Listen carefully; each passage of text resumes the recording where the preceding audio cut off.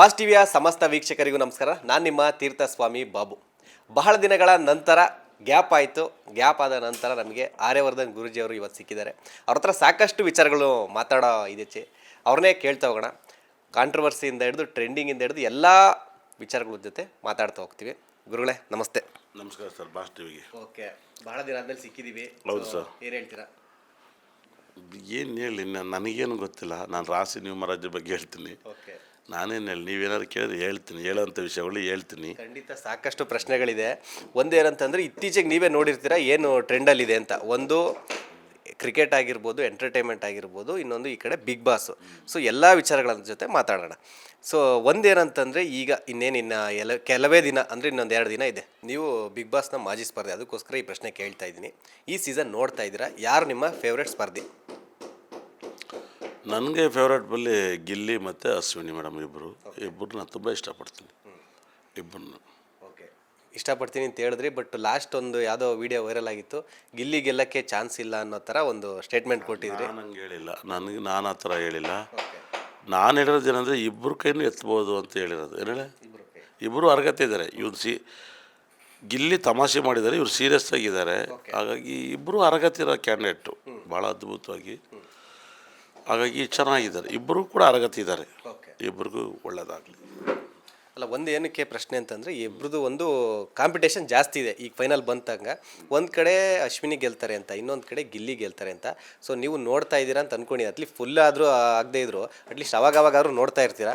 So ನಿಮಗೆ ಏನು ಅನಿಸುತ್ತೆ, ಯಾರು ಗೆಲ್ಬೋದು, ಯಾರಿಗೆ ಅರ್ಹತೆ ಇದೆ ಅಂತ? ತುಂಬ ಜನ ಆಡಿಯನ್ಸ್ ನೋಡ್ರೆ ಗಿಲ್ಲಿ ಅಂತ, ಅದು ಗೊತ್ತಿಲ್ಲ ನನಗೆ. ನಾನು ಗಿಲ್ಲಿದು ಯಾವುದು ನೋಡಿಲ್ಲ ಸರ್, ಗಿಲ್ಲಿದೇನು ನೋಡಿಲ್ಲ. ಗಿಲ್ಲಿ ಅಂತಂದು ಏನು ಮಾಡ್ಯಾನ ಅಂತ ನಂಗೆ ಗೊತ್ತಿಲ್ಲ. ಬಿಗ್ ಬಾಸ್ ಒಳಗಡೆ ಏನು ಮಾಡ್ಯಾನಂತ ಗೊತ್ತಿಲ್ಲ. ಏನು ಹೇಳಿ, ಗಿಲ್ಲಿ ಆಚೆನೂ ಮಾಡ್ತಾಯಿದ್ರು, ಅದನ್ನೇ ಮಾಡಿದ್ದಾರೆ.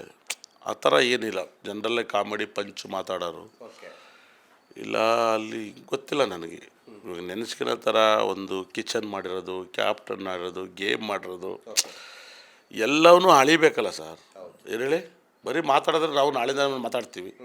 ಯಾಕೆ ಲೇಟಾಗಿ ಮಾಡ್ತಿದ್ದಾರೆ? ಬಿಗ್ ಬಾಸ್ 7 ಗಂಟೆಗೆ ಸ್ಟಾರ್ಟ್ ಮಾಡ್ಬೇಕಾಯ್ತು, 7:15 ಆಯಿತು ಅಂದ್ಬಿಟ್ರೆ ಜನ ಮಾತನ್ನೇ ಕೇಳ್ತಾರೆ ಅಂತ ಹೋದೆ. ಇನ್ನು ಅಷ್ಟೇ, ನೆಕ್ಸ್ಟ್ ವರ್ಷ ಹುಚ್ಚು ಕರ್ಕೊಂಡು ಸೇರಿಸ್ಕೋಬೇಕಾಗತ್ತೆ, ಎಡಿಟ್ ಮಾಡೋದು. ನಂಗೆ ಅದು ಗೊತ್ತಿಲ್ಲ. ಅಶ್ವಿನಿ ಮೇಡಮಲ್ಲಿ ಹತ್ತವ್ರೆ, ನಕ್ಕವ್ರೆ, ದುಃಖ ಪಟ್ಟವ್ರೆ. ಇವಾಗ ಮೊನ್ನೆ ಅವನು ಆ ಹುಡುಗ, ಮಂಗಳೂರು ಹುಡುಗ ಆಚೆ ಬರ್ತಾನೆ, ಅವನ ಹೆಸರು ಗೊತ್ತಿಲ್ಲ ನನಗೆ. ಆವಾಗ ಆ ಒಮ್ಮನ ಮನಸ್ಸಲ್ಲಿ ಫೀಲಿಂಗ್ ಇದೆ. ಯಾರಿತ್ತು ಆ ಫೀಲಿಂಗು? ಒಂದು ತಾಯಿ ಹೃದಯನೂ ಬೇಕಲ್ಲ. ಇಬ್ಬರು ಅರ್ಹತೆ ಇದ್ದಾರೆ, ನಾನು ಇಬ್ಬರೂ ಅಲ್ಲ. ಇವಮ್ಮ ಹೇಳ್ತಾರೆ ನನ್ನ ತಾಯಿ ಅಂತ. ನನಗೇನೋ ಇಬ್ಬರು ಅರ್ಹತೆ ಇದ್ದಾರೆ. ಯಾರಿಗಾರು ಕೊಟ್ಕೊಳ್ಳಿ ಬಿಗ್ ಬಾಸ್, ನನಗೇನು ಅವ್ರಿಬ್ಬರು ಪರಿಚಯ ಇಲ್ಲ. ನನಗೆ ಗಿಲ್ಲಿನಾರು ನಂಗೆ ಪರಿಚಯ. ನಾವು DKDಲಿ ಇಬ್ಬರು ಡ್ಯಾನ್ಸ್ ಮಾಡ್ತಾಯಿದ್ದು. ನಾನು ಯಾವಾಗ ನನ್ನ ಸಪೋರ್ಟ್ ಗಿಲ್ಲಿಗೆ ಹೇಳ್ತೀನಿ. ಅಂದರೆ ನಾನೊಬ್ಬ ಗಿಲ್ಲಿ, ನಾನು ಆತ್ಮೀಯಾಗಿರೋದಕ್ಕೆ ನಾನು ಗಿಲ್ಲಿಗೆ ಸಪೋರ್ಟ್ ಮಾಡ್ತೀನಿ. ಆತ್ಮೀಯಾಗಿ ನಾವಿಬ್ಬರು DKDಲಿ ಒಟ್ಟಿಗೆ ಮಾಡಿದ್ವಿ, ನಾನು ಅವ್ರಿಗೆ ಸಪೋರ್ಟ್ ಮಾಡ್ತೀನಿ. ನಾನೊಬ್ಬ ಅಷ್ಟೆಲ್ಲ ಚೆನ್ನಾಗಿ ಮಾತಾಡಬೇಕು ಅಂದರೆ ಇಬ್ಬರು ಗಿಲ್ಲಿ ಅಂತ ಹೇಳ್ತೀನಿ ಅಷ್ಟೇ. ಇನ್ನು ನನಗೆ ಗೊತ್ತಿರೋದು ಅಷ್ಟೆಲ್ಲ ಜನ ಆದರೆ ಇಬ್ಬರಿಗೂ ಗಿಲ್ಲಿ ಅಂತೀನಿ. ಆದರೆ ವೈಯಕ್ತಿಕ ನಂಗೆ ಗಿಲ್ಲಿಗೂ ನನಗೂ ಮಾತುಕತೆ ಇದೆ, ವಿಶ್ವಾಸಗಳಿದ್ದಾವೆ. ಅದು ನಾವೇನು ಅಂತೇನು ಜಾಸ್ತಿ ಮಾತಾಡೋದು ನಮ್ಗೆ ವಿಶ್ವಾಸ ಇದೆ. ನಾನು ಯಾರ ಜೊತೆನೂ ಅಷ್ಟು ಕ್ಲೋಸ್ ಆಗೋಲ್ಲ, ರೇರು. ನನಗೆ ಕ್ಲೋಸ್ ಆಗಿಬಿಟ್ರೆ ಎವ್ವಿ ಕ್ಲೋಸ್ ಆಗಿಬಿಡ್ತೀನಿ. ಇಲ್ಲ ಆಗಲ್ಲ. ನಾನು ಎಲ್ಲ ಬಿಗ್ನೆಸ್ ರೀತಿಲಿ ಯಾರನ್ನೂ ಯೋಚನೆ ಮಾಡಲ್ಲ. ನನಗೆ ಅದು ಕ್ರೇಜ್ ಇಲ್ಲ. ನಾನೇ ನಿಮಗೆ ಹೋಗಿ ಪ್ರೋಗ್ರಾಮ್ ಮಾಡಿದೆ, ಆದ್ಮೇಲೆ ನಾವು ನೀವೇನು ಮಾಡೋಣ ಮಟ್ಟನ ಅಂದ್ವ ಇಲ್ಲ. ನಾನು ಪಾಡ್ನ ಬಿಟ್ಟು ಹೋಗ್ತಾ ಇರ್ತೀನಿ, ನೀರು ಅರ್ಧಂಗೆ ಹರಿತಾ ಇರ್ತೀನಿ. ನಾನು ಒಂದೇ ಕಡೆ ನೀರಿರಲ್ಲ. ಹಾಗಾಗಿ ಚೆನ್ನಾಗಿದೆ. ಹಂಗಾಗಿ ಇವಾಗ ಒಂದು ಬಿಗ್ ಬಾಸಲ್ಲಿ ಇದ್ದಾಗ ನೀವಿದ್ದಾಗ ಯಾವ ಥರ ಇತ್ತು ಏನೋ ಗೊತ್ತಿಲ್ಲ. ಬಟ್ ಈ ಸೀಸನ್ ಏನಂತಂದರೆ, ಕೆಲವು ಲಾಸ್ಟ್ ಸೀಸನ್ಲೂ ಕೂಡ ಯಾರು ಫಿಲಮಲ್ಲಿ ಆ್ಯಕ್ಟ್ ಮಾಡಿರ್ತಾರೋ ಆ ಆ್ಯಕ್ಟ್ ಮಾಡಿದವರು ಫಿಲಮ್ ಏನಾರು ಆ ಟೈಮಲ್ಲಿ ರಿಲೀಸ್ ಆಗ್ತಾಯಿದ್ರೆ ಒಂದು ಪ್ರೋಮೋನೋ ಒಂದು ವೀಡಿಯೋನೋ ಏನೋ ಒಂದು ಪ್ಲೇ ಮಾಡ್ತಾಯಿದ್ರು. ಲಾಸ್ಟ್ ಸೀಸನ್ ಆಗಿತ್ತು, ಈ ಸೀಸನ್ ರಾಶಿಕಾ ಅವರಿಗೂ ಮಾಡಿದರು. ಗಿಲ್ಲಿ ಡೆವಿಲಲ್ಲಿ ಆ್ಯಕ್ಟ್ ಮಾಡಿದ್ರು, ಆ ಟೈಮಲ್ಲಿ ರಿಲೀಸು ಆಯಿತು. ಅವ್ರದ್ದೊಂದು ಪ್ರೋಮೋ ಆಗಲಿ ಏನೇ ಆಗಲಿ ಒಂದು ಒಳಗಡೆ ಪ್ಲೇ ಮಾಡಿಲ್ಲ, ಒಂದು ಸಾಂಗ್ ಕೂಡ ಹಾಕಲಿಲ್ಲ ಅಂತ ಇತ್ತು. ಸೊ ಇದ್ರ ಬಗ್ಗೆ ಏನು ಹೇಳ್ತೀರಾ? ಯಾಕೆಂದ್ರೆ ನೀವು ಒಳಗಡೆ ಇದ್ದಾಗ ದರ್ಶನ್ ಅವ್ರ ಸಾಂಗ್ ಆಗ್ತಾ ಇರಲ್ವಾ ಅಂತ. ನಂಗೆ ದರ್ಶನ್ ಅವ್ರ ಸಾಂಗ್ಸು, ಅವ್ರ ಸಾಂಗ್ಸ್, ಇವ್ರ ಸಾಂಗ್ ಅಂತ ಗೊತ್ತಿಲ್ಲ, ಹಾಡು ಮಾತ್ರ ಗೊತ್ತು.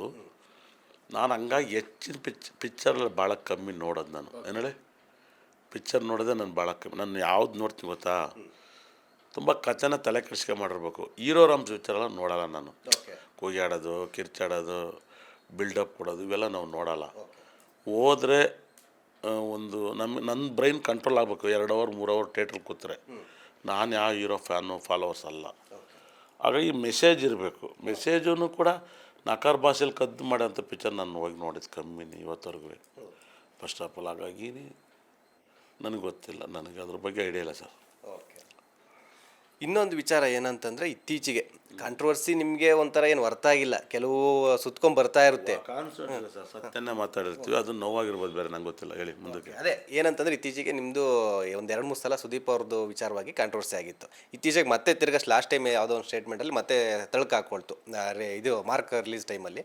ಸೊ ಆ ಒಂದು ಕಾಂಟ್ರವರ್ಸಿ ಬಗ್ಗೆ ಏನು ಕ್ಲಾರಿಟಿ ಕೊಡ್ತೀರಾ ಅಂತ? ಇಲ್ಲ ಸರ್, ಅವ್ರು ಜನರಲ್ಲಾಗಿ ಮಾತಾಡಿದ್ದು ನಾನು ರಿಪೀಟ್ ಮಾತಾಡಿದ್ದೆ. ಅಂದರೆ ಮಕರ ರಾಶಿ ಟೈಮ್ ಚೆನ್ನಾಗಿಲ್ಲ. ಮಕರ ರಾಶಿ ಅಂದರೆ ಅದೊಂದೇ ಅಲ್ಲ ಸರ್, ಜನಾರ್ದನ್ ರೆಡ್ಡಿ ಅವರು ಮಕರ ರಾಶಿ, ಜಯನ್ ಅಕ್ಷರ, ಮತ್ತು ತಮಿಳ್ ಪಿಕ್ಚರ್ ವಿಜಯ್ದು ಕೂಡ ಜನನಾಯಕ ಅಂದರೆ ಮಕರ ರಾಶಿ, ಜಯನ್ ಅಕ್ಷರ. ಮಕರ ರಾಶಿಲಿ ಹುಡ್ತವರು ಮಕರ ರಾಶಿ ಬಗ್ಗೆ ಹೇಳಿದ್ದು, ಪ್ರೆಡಿಕ್ಷನ್ ಕೊಟ್ಟಿದ್ದು. ನಂಗೆ ಅದು ಕೊಟ್ಬಿಟ್ಟು ನಾನು ತಮಿಳ್ನಾಡು ಟೆಂಪಲಲ್ಲಿದ್ದೆ, ನಂಗೆ ಅದು ಗೊತ್ತೇ ಇರಲ್ಲ. ಆಮೇಲೆ ನಾನೇ ಯಾಕೆ ಕ್ರಾಶ್ ಆಗುತ್ತೆ ಅಂತ ನಾನು ಅದನ್ನ ಬಗೆಹರಿಸ್ಕೊಂಡು ನಾನೇ ಹೇಳಿದೆ.